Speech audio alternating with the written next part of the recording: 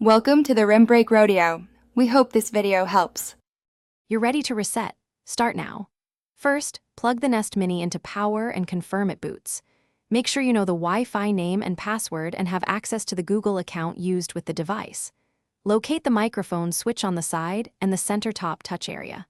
Once done, slide the mic switch off. This primes the device. Then press and hold the center of the top for about 10 seconds until you hear a chime and see lights change. After you press and hold, watch the LEDs and listen.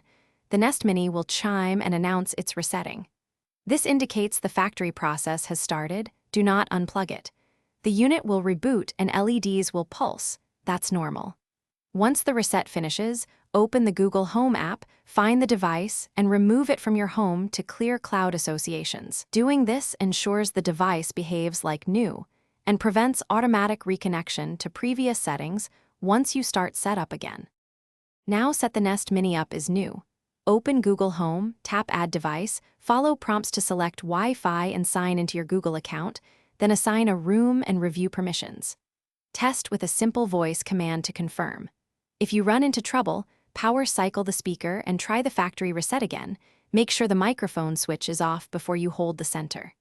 If that still fails, move closer to your router and retry setup. Weak Wi-Fi often causes failures. Thanks for watching. Consider subscribing if we helped you.